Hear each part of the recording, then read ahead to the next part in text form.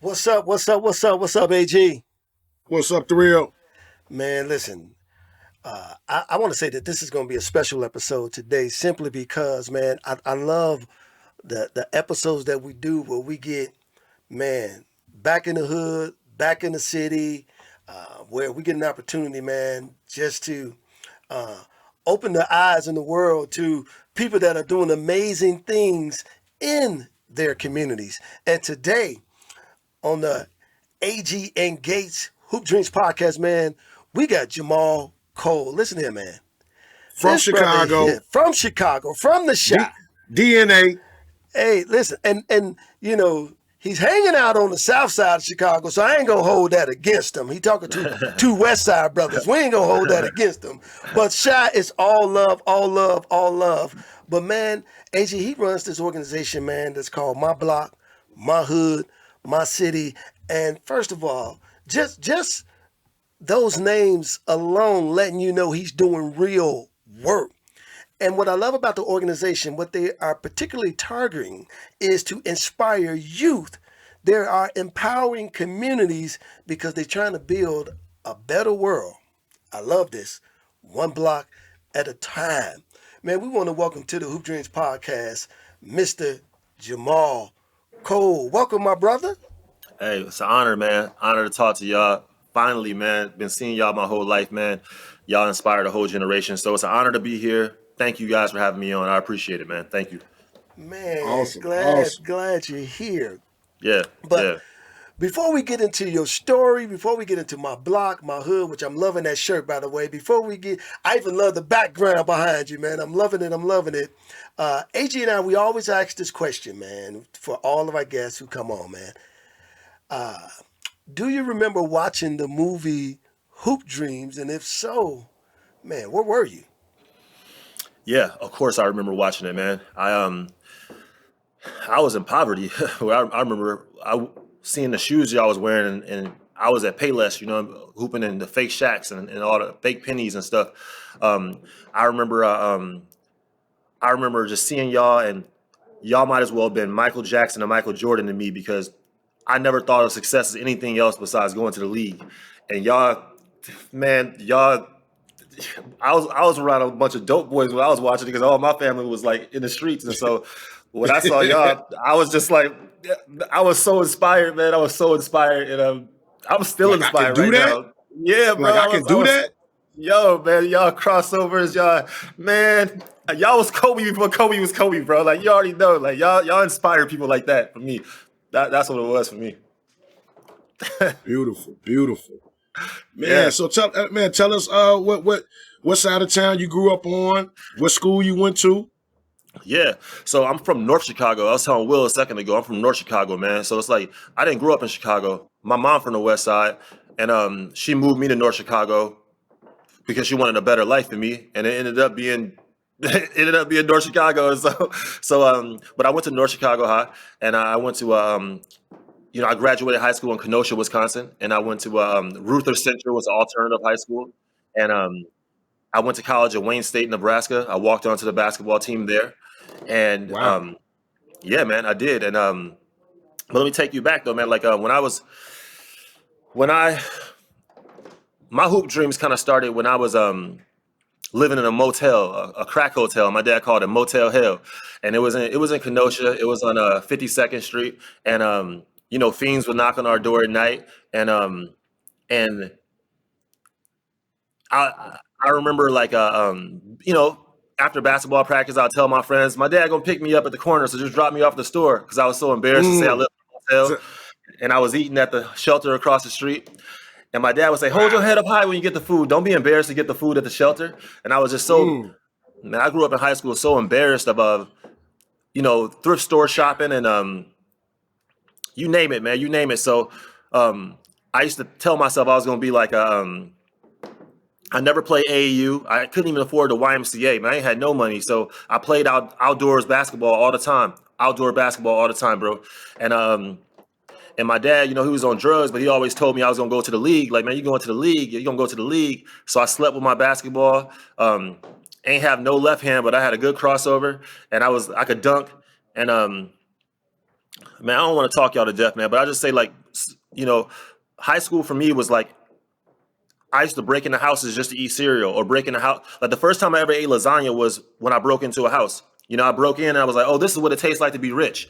You know, we used to break into houses for cereal or fruit, or just not even on no money, just like food. You know, and so that's how I grew up. And you know, luckily, man, I got to an alternative high school where I had a Mexican basketball coach named Coach Jimenez, and he put me on the basketball team. And you know, and since then, man, I've been hooping. So You know, Jahmal, you know, we was talking earlier before the show started. I'm familiar with the Kenosha, North Chicago area. As a matter of fact, man, I had a lot of family yeah, that lived in North Chicago, Zion, yeah, Illinois. yeah, How was it growing up there, man? Because a lot of people are kind of sleep on yeah, the danger of North Chicago, even though yeah, it's a military kind of atmosphere, yeah. but you don't see the benefits of what the It's military is doing. Yeah, my dad was in the Navy, and before he got kicked out, he was in the Navy. You know, but I say it like this, man. It's a hood everywhere, you know, and if you know, you know. And I feel like you know, some people say, oh, my hood is more hood than yours, or I think white people laugh at people say stuff like that, like, oh man, your ghetto is more ghetto than this one. They laughing at us. So I put it like this, man. Like it's a you know, if it's a very under resourced community. We have a poverty of imagination more so than a poverty of finance. Everybody grow up like this. Your mom give you a food stamp, your brother a food stamp, your sister a food stamp, and say, y'all spend 10 cents each and bring me back $2.70 so I can buy some bleach, because you can't use food stamps to buy basic toiletries. Everybody grew up like Right. that. So Yep. poverty everybody grew up in poverty. So Zion, the Hebrons, I grew up there, North Chicago. But and everybody watched y'all on TV. I'm saying everybody, all the dope boys, Yeah. everybody seen Yeah. y'all. And so Yeah. I probably grew up similar. The only difference is in Chicago proper. If you can make it in Chicago, you can make it anywhere, because it's 1,000 more police officers. There's 1,000 more gangs. There's 1,000 more. It's just like Yeah. North Chicago is a little smaller, a lot smaller, but it's the same poverty of imagination, I would say, bro. Yeah. Yeah, The other Hey, thing I want so to ask you about that, hold on, AG. The other thing I want to ask you about that too, though, is, man, but North Chicago was tough. But I told you this earlier, man. I used to go from Kenosha there to get my hair cut. Now they got this barber shop there, man. AG, I'd never seen anything like it. As a matter of fact, I wish they put them everywhere, because when you walk into the barber shop, you might know who it is, Jamal. But when you walked in, they had like three different sections.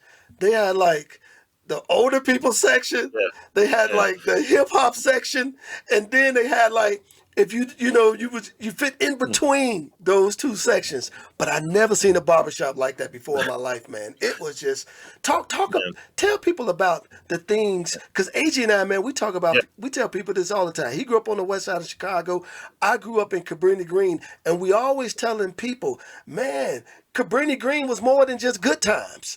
That yeah, we literally had some good times there. yeah, Tell people about the positive things, though, that yeah. you appreciated growing up, that made you who you are today. Yes, sir. Yeah, my mom was a Jehovah's Witness, so she would take me to church 3 times a week. You know, I went to church all the time, man.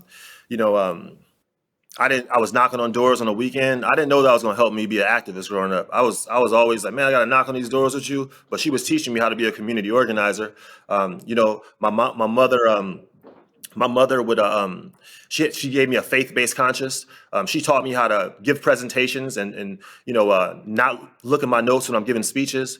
My mom probably at church right now, man. So when I think about North Chicago, Waukegan, and Zion, the good times was I had my family, man. We didn't have no money, but we had 21 cousins, and we lived really close to each other. And we played John Madden together. We played Mortal Kombat together. We slept on floors together. We my cousin went to Job Corps. I thought he was going to Harvard, man. I was like, man, yo, you leaving the hood, bro? You going to Harvard, bro? And so we had each other, man. I'm about to cry thinking about it, but it was and we all went to Chicago every weekend, because my whole family is from the west side of Chicago. So you know, right. we'd go every weekend. We would jump in the back of the freaking the Volkswagen and go to Chicago to hang out with our cousins. Go to Madison Avenue, and just like, oh, those are the times, man. Those are really good times for us growing up. So yeah. Hey, I was gonna ask you, because I know and it's so crazy. Everybody think like, if, you know, we all black people, if we lived in the hood, that we all grew up the same. And I had to, you know, throughout my journey, I understood that, man, I thought I had it bad. You know what I'm saying? I thought I was living, you know, in poverty, anything like that. But it wasn't. Like, I had a roof over my head. I had food to eat. I had clothes on my back. And I would go outside and I would look at other guys and maybe go to their house and be like, damn, you got 6 people living in your crib? Like, you know what I'm saying? Like, your uncle in there on crack, like your mom, like, damn. And I used to be like, man, shit, what am I tripping about? You know what I'm saying? Yes, sir. Yeah. I love your perspective, man. I love your perspective. When I volunteer in South Africa, I've always said poverty in Chicago is upper class in South Africa. Like, disappointments aren't reserved for you because you're from the South Side or West Side of Chicago. It rains on people everywhere. So your perspective, this is a relative poverty. It's not really absolute. And so I love how you say that, man. I agree. Yeah. Agree 100%. Well, Jahmal, man, your story, man, obviously is continuing because you started this amazing organization, my block, my hood. Hey, man, first of all, I'm loving all three because it represents so much. Like it just covers everything. But explain to our audience what my block, my hood, my city. What do you guys do, and what is it all about? Yeah. So when I graduated college at Wayne State, I broke out in tears because I wasn't going to the NBA. I cried real tears. Like, I'm talking about, like, and I walked onto the basketball team and never played. But just dreaming, just dreaming of going to the league kept me from doing drugs. It kept me focused. And so when I realized I was coming to an end, man, I cried real tears, man. I'm talking about, I cried walking across the stage when I graduated. And I was so depressed that I wrote a book called Athletes and MCs, and how those are only 2 ways I ever thought being successful was rap and basketball. And yeah, I started selling those books downtown Chicago in front of Foot Locker on Adams and State. And yeah, man, I started selling that book, and somebody from the jail got the book, and they're like, man, like, they read it. They were like, can you come to Cook County Jail and tell your story to the residents? And I was like, y'all gonna buy some books? And so they're like, yeah. And so they bought some books. I got into the jail, and I was like, where are you guys from? And they're like, man, my block is 21st Street. And he's like, my hood is the low end. And I was like, y'all say my block and my hood like y'all own something. I was like, why don't y'all ever say my city? I was like, oh man, ain't no black people downtown. I was like, what you talking about? And so I didn't grow up in Chicago proper, so there ain't no black people in Wicker Park, and you know, and so they said it so much, my block, my hood, and I wanted to expand their thinking from their block and the hood to taking ownership of the city. So I put it on a T-shirt, and I just vowed to myself that when I get these kids out of jail. Well, before we left the jail, I said, look downtown. Do you see that Sears Tower? You see the Hancock Building? You see the Aon Tower?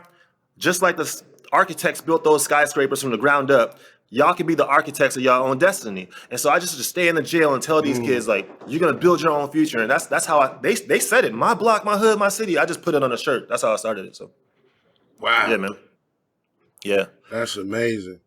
Yes, sir. Yes, sir. But it started, man, just trying to, you know, my dad, man, I watched the movie Malcolm X so many times growing up. I thought Denzel Washington was Malcolm X. And so when I graduated college, I took my mom's experience teaching me how to speak in church to the jail. And the kids, man, it blew my mind that they had never been downtown. They had never waved for a taxi. They had never been on an elevator.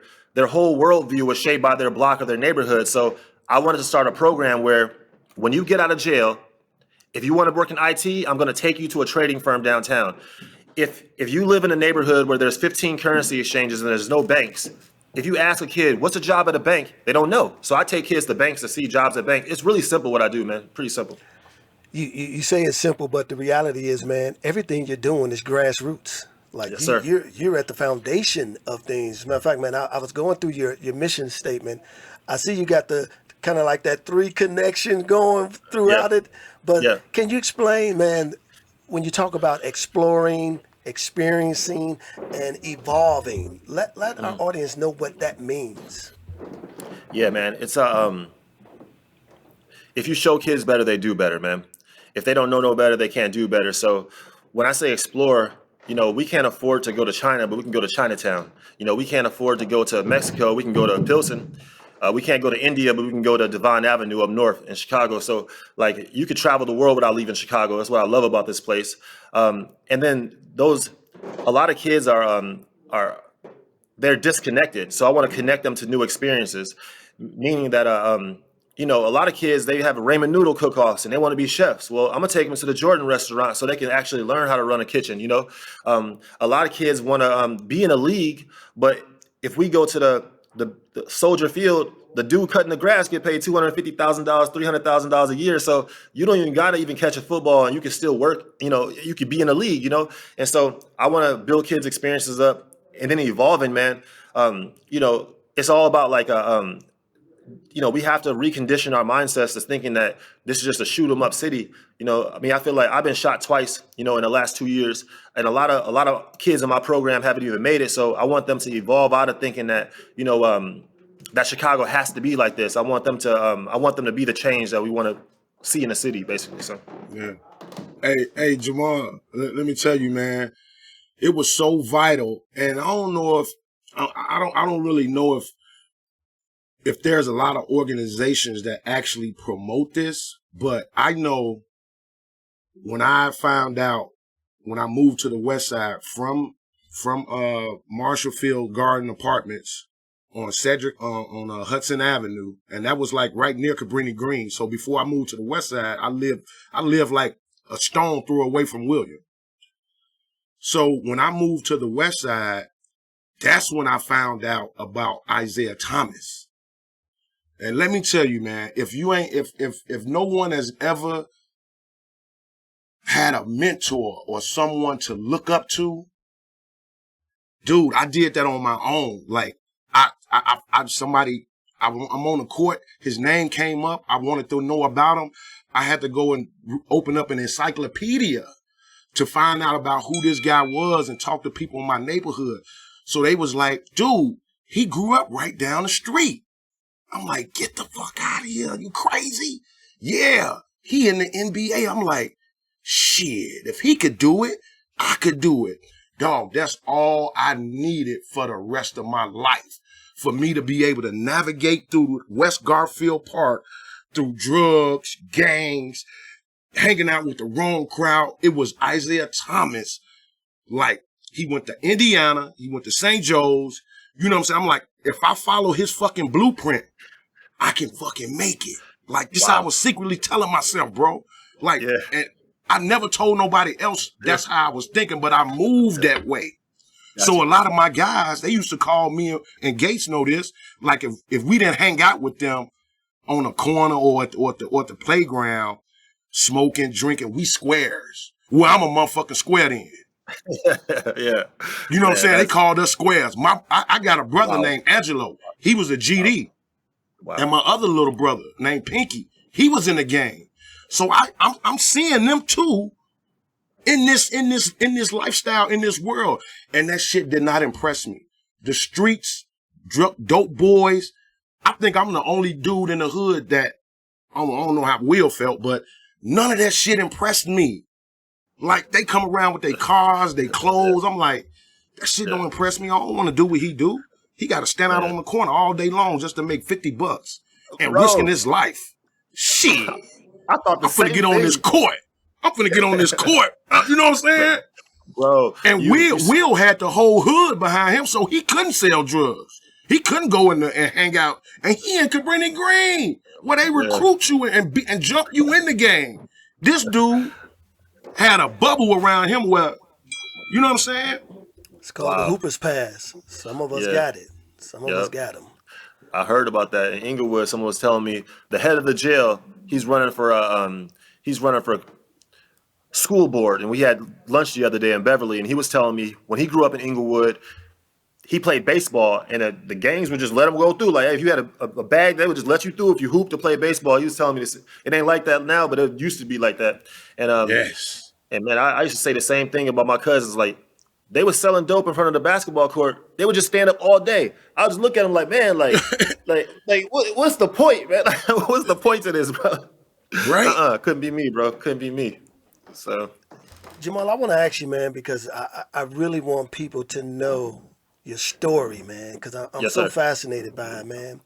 Tell us, like again, I was going through your stuff, man, and I love everything it's about. You got some programs that you guys are doing, Hoodie Yeah, Ball, Be a yeah, Part of the Light, Downtown Days, Save the hmm Streets. yeah. Tell us what So those are and the kind of cool. impact that is having on the people that you're working with. Yeah, man. So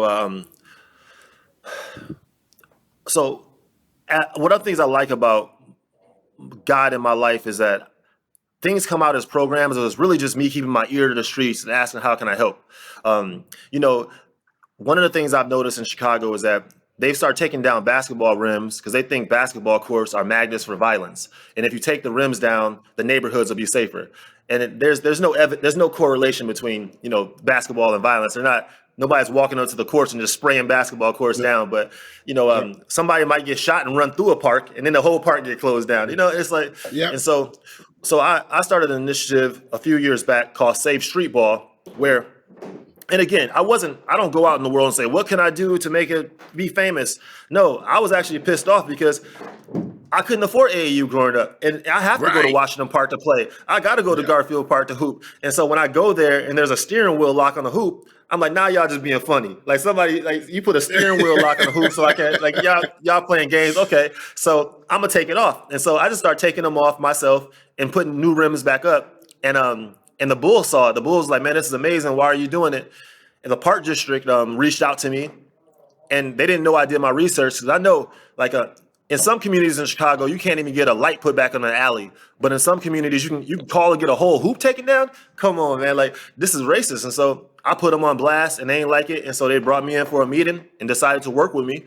And so I started working with the Park District and the Bulls to refurbish one basketball court a year, and that's how I found out about Cartoon Films and what y'all was doing.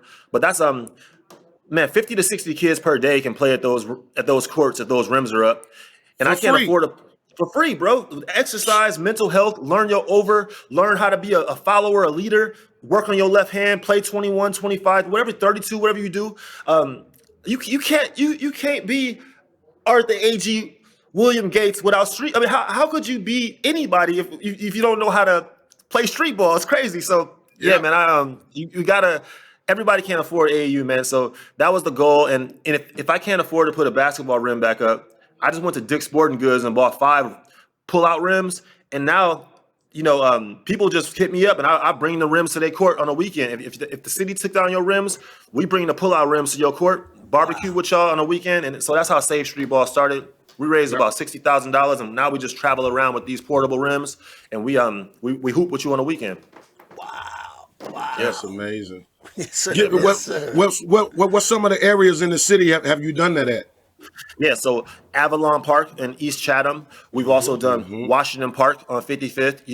Central Park. We went out there in the west side or the west side.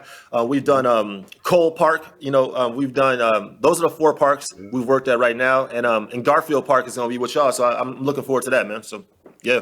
Hey, and I know about Cole Park because Cole Park was one of them South Side parks that was like a Cabrini Green or a West Side Delano Park where they had, the hoopers from out there played at that park where you can go and test your skills against the best.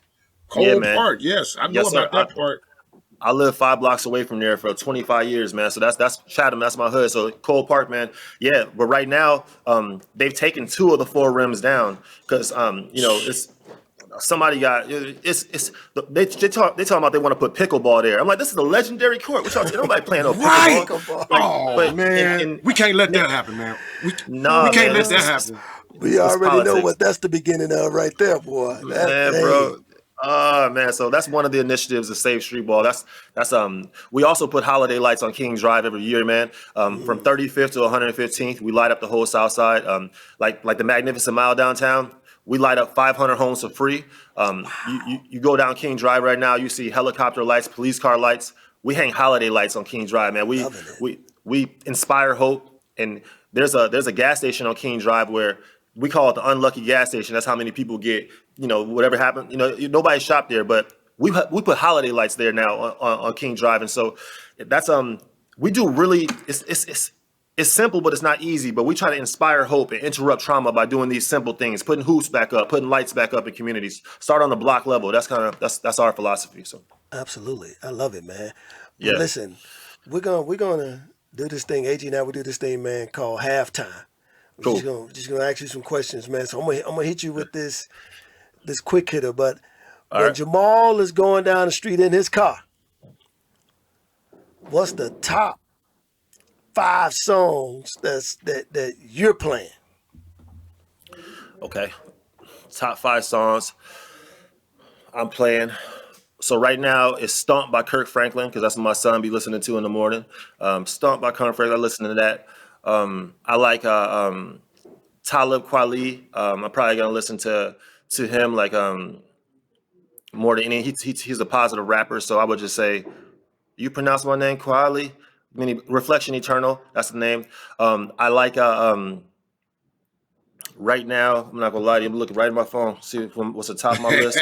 Oh, I'm listening to Dave East. You know, and I'm listening to Dave East right Oh now. yeah, So Davies. I like him a lot. And then Common's new album just came out, The Auditorium. So I'm listening to the song on there. It's called "Everything Is So Grand." It's track 11. That's in the 5th song I'm listening to right now. Top song is gonna be. It's old school, so it's like "You Dropped the Bomb on Me" by the Gap Band. That's kind of what I'm listening to right now. I know it's random, but that's what I've been listening to all week. So I love it. I love it. yeah. I'm gonna hit you with this one, Jay. What up? When you couldn't afford no shoes, what was your first pair of basketball like expensive sneakers you remember having? What? Well, you already know. $73 they cost me. The Jason Kidds with the bubbles on the side. I had to work for it. Those are the ones I had. The white joints with the bubbles on the side. That's what I had, bro. Oh, Yeah. hey, when you get a new pair of shoes, Jay, I bet you feel like you can do anything, right? Bro, man, I'm not stepping on no puddles. I'm not doing nothing, bro. I'm making sure them shoes stay clean because your confidence go up. The girls want to talk to you. It's like everything changed when you got a new pair of shoes, bro. For real. Absolutely, absolutely. Yeah. And I don't care what nobody say, man. You can run faster and jump higher. Word. For real. For real. I'm loving it. Yeah. And since you are a street baller, playground legend, Yeah, man. give us some of the courts you used to play at. Man, so in Chicago, man, start at Cole Park. That's where all the guys if you hit a basket at Cole Park, they say like Kush or different types of weed, like purple or whatever. That's how we would say we hooping over there. But I go to Washington Park and I hoop there. They call it that's like the black top, you know what I mean? So I hoop there, or the Cages in Jackson Park. So 63rd and Stony, I hoop there. I've gone to Cabrini Seward Park, bro. Come on, man. Like, I go there and hoop. They got the Nike joints. I love to go there and hoop, even to this day, man. Even to this day. Man, I'm the type of person, straight up, bro. I'll pull up with 12 My Block, My Hood, My City t-shirts in the middle of the hood and get nothing but love. Like, give out the t-shirts and just start hooping with people. That's how you get to meet people, build relationships. Bro, it don't even be as bad as people be saying. If you get out what you get, you know what I mean? And so I go to the different courts: Jackson Park, Washington Park, Central Park, Cole Park. That's where I hoop at, those 5 parks particularly. I'm loving it. Wow. Yeah, man. Wow. I'm a street baller, bro. I love street ball. I'm loving it. Yeah. So, but yeah, man, it's out west, man. Like MacArthur's. Like my family grew up right there, like 21st, like right there. So I'm always on the west side, always out south. But if you actually have a heart, man, you can pull up on any court. And if you a hooper, bro. If you a hooper, they know. That's I'm a little old school now, so I gotta have newer shoes than everybody. But besides that, man, like I'm a hooper, bro. I know that's right. Hey Jay, when we done here, I got an idea for you that I think me and William would love to. It'd be a nice little fundraiser for your organization. Bet, bro. Bet. Let's listen talk. Here. Well, I want to thank you for doing the halftime with us. Yeah. Hey, you go ahead and throw your ideal at him. I was thinking for your organization, how many kids you think you have in your organization? 150 youth. What if we was able to show that movie, show Hoop Dreams to them, but they don't know that after the movie, me and William is gonna surprise them in person. That'd be amazing, bro. That'd be phenomenal. Not only for our youth, but for a lot of AAU teams that talk about y'all. A lot of coaches that we do these clinics on the weekend. A lot of coaches still talk about y'all, man. A lot of the players, we be trying to tell them who y'all are. So I think that would be amazing, bro. Y'all some legends. That would be great. I would love that, man. Would love that. Let's do that, man. Cool. Will, you down for that, Will? Absolutely. Come Bro, on, man. How can you not be?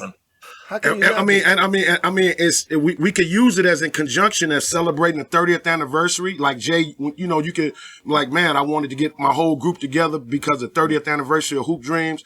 None of you guys have probably never met these two guys, but I want you to know their story and sit here and watch this film. And we're going to Zoom call them afterwards, you know, just hook them up. Like, you know, just really think like they ain't going to see us. And then you'd be like, you know what? I was able to make a phone call and get my two brothers here so they can talk to y'all in person. And then me and Will come out. We're going to make that happen, bro. We're going to make that happen. That would be amazing, bro. You got to understand, man, like at Wayne State College in 2001, 2003, 2005, we used to watch y'all, bro. Like all the black players would watch y'all. We used to go back to our dorm room and be like, yo, what they up on the, bro, you don't know how, I don't know if you guys realize how many batteries y'all put in people's backs, bro. Like y'all, so many people owe y'all for swag and game. Will, your crossover, both of y'all crossovers, but people learn how to dribble just based off of watching y'all, bro, for real. Yeah. hey, it's so funny though, because I was like how you are like right now, that's how I was like around William. And just think, I'm with him every day. Yeah. So I'm like, shit, I'm with baby Michael Jordan right now. So I can't do nothing but get better. You know what I'm saying? That's amazing. Yeah. That's awesome, bro. That is awesome, man. That's awesome. Agee crazy. I want to transition though, man, into, you know, Project Backboard. How did you team up with him and really the upcoming event in September where, you know, Agee and I be there for the dedication of the court, man, along with Slam and Kartimkin. Tell us about, you know, man, that relationship, how you became a part of that.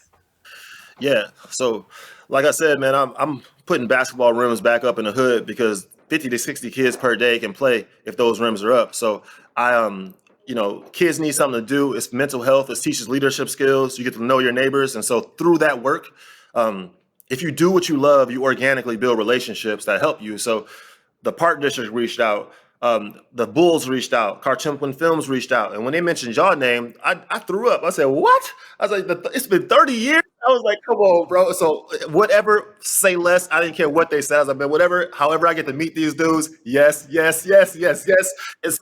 so I think my enthusiasm just won them over. And so they told me September 28th, you know, they've already refurbished Garfield Park. And so they're gonna do a park release that day, and they want us to come out and do the community engagement. And so, you know, we got a lot of social capital in Chicago, a lot of boots on the ground. So we got a lot of people everywhere. So we're going to bring the people that day, the bouncy houses, the barbecue. You know, we're going to do the DJ. We're going to, I'm going to give a presentation, a speech, and we're going to, you know, have a 3-on-3, some coaches out there.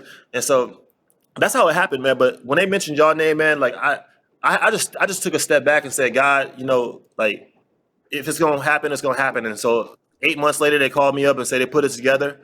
We're already doing our own thing on the South Side court, but a lot of times in this world, man, like the way you want it to happen sometimes ain't always the way it's gonna happen. You just gotta.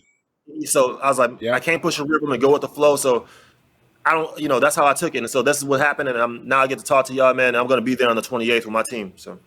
Love it. So hey Jay, I hope to be able. If you haven't built a relationship with Dick's Sporting Goods already, I hope to be that bridge for you because I work for Dick's Sporting Goods. Okay. Cool. I work at the Lombard location, and I've already told them about this event, and they want to be a part of it. So they want to put some gift bags together, like some Dick's sporting bags. So I hope when we're out there that day that I'm able to introduce you to my bosses and my people at Dick's and let them know, because, you know, they have a Dick's Sports Matters program. And I don't know if they've hit your organization up, because they always asking me. They was at Arthur, if you know of any organizations in the inner city, let us know, because we would love to, to support them, with product, money or whatever. So I'm like, definitely we're gonna have to link that bridge, bro. I would love to, man. That's where we buy all of our rims. I don't have a relationship, so please connect me. But I go buy 50 nets, man. Like, and I'll be back in the hood putting up the nets just from Dick's Sporting Goods and on Roosevelt is where I go over there. So yeah, man. I was just there yesterday buying my wife. It was the Bears was playing, so I had to get like a I had to get a Caleb Williams jersey and stuff like that. Yesterday. So, yeah. Hey, that's what's Jahmal, up. I just got to throw this at you, man.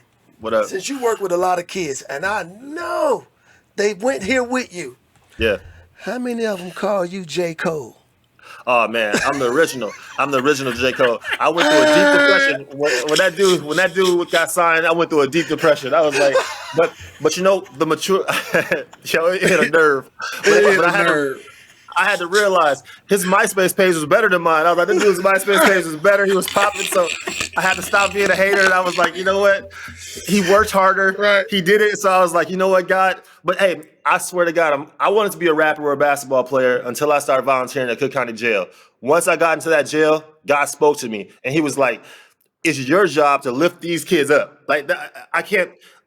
I knew it as clear as anything I knew in my life, man. It was like things just start happening when you're on your right path. You know what I mean? And so I couldn't continue to, like, if I had already been to England, I've been to Hawaii, I traveled the world. I can't keep continuing to like spew negative.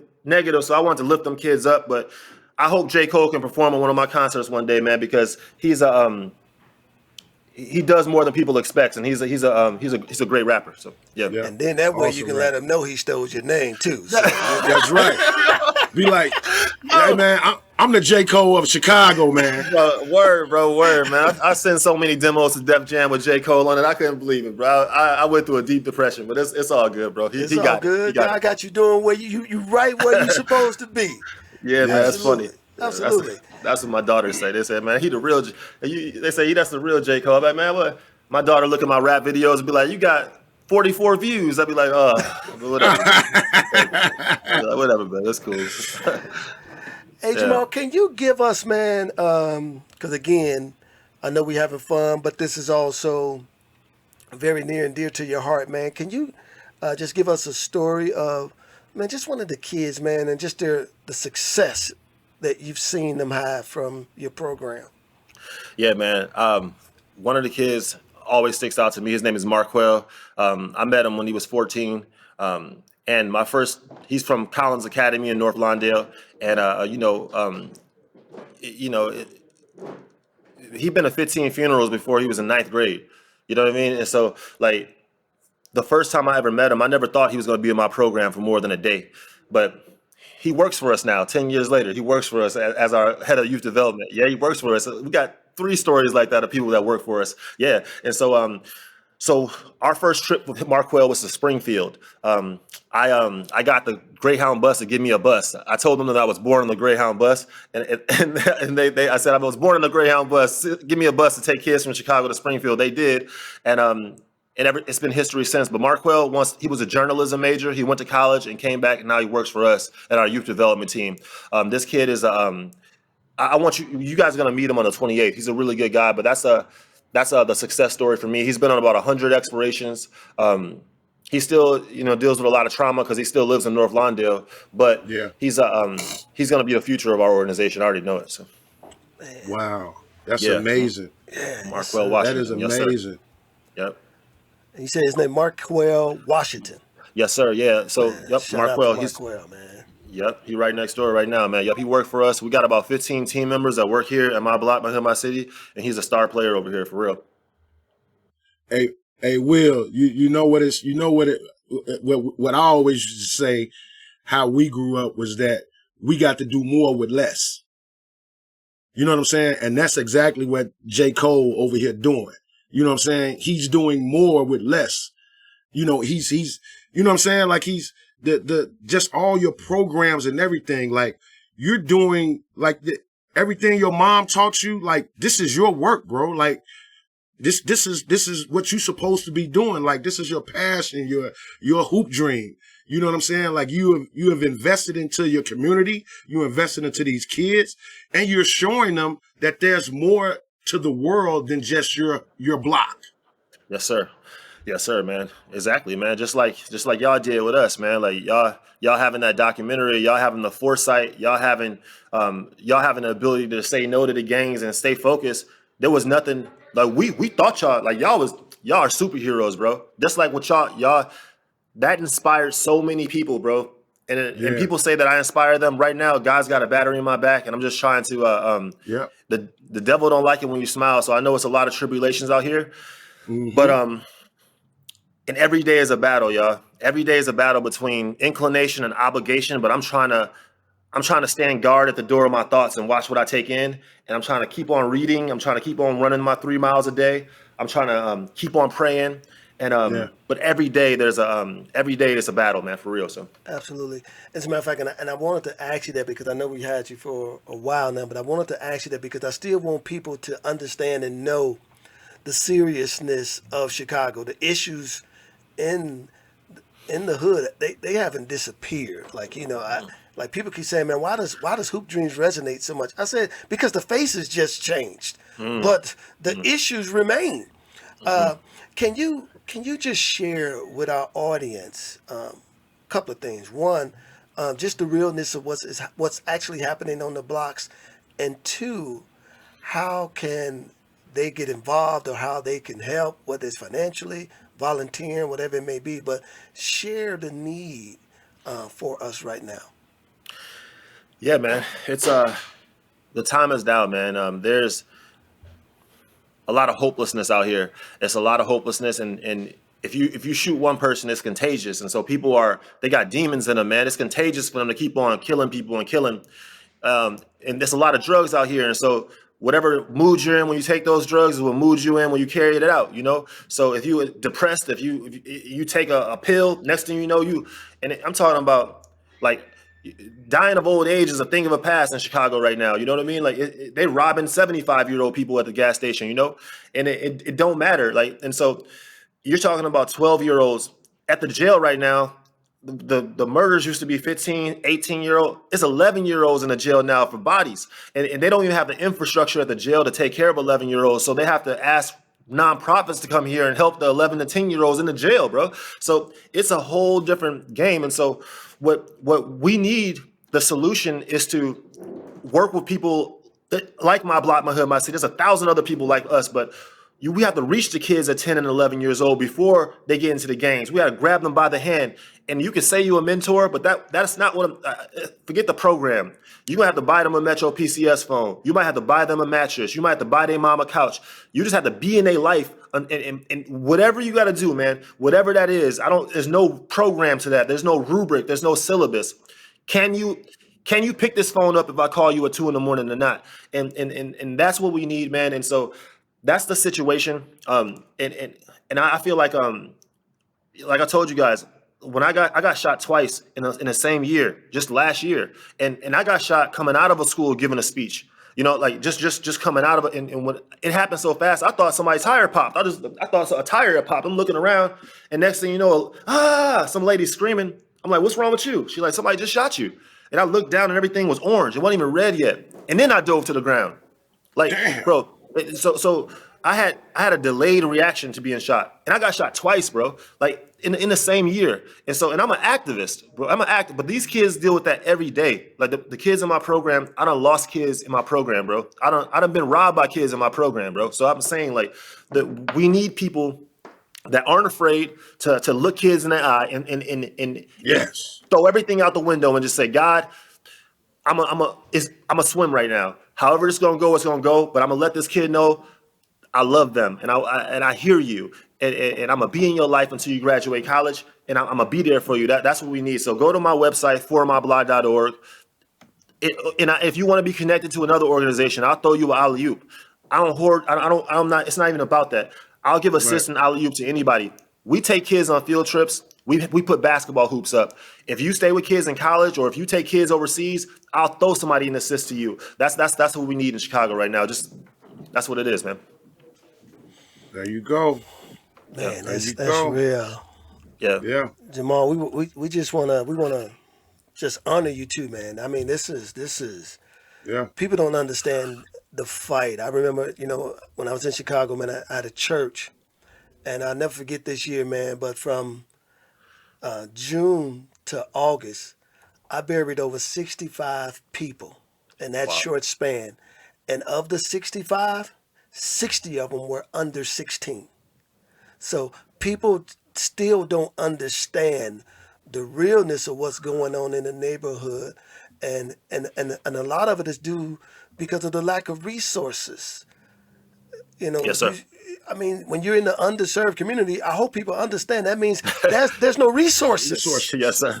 For Yes, sir. basic for basic needs. For basic needs. Yeah, For basic yeah. needs. Man. So man, Yes. we wanna encourage you, man.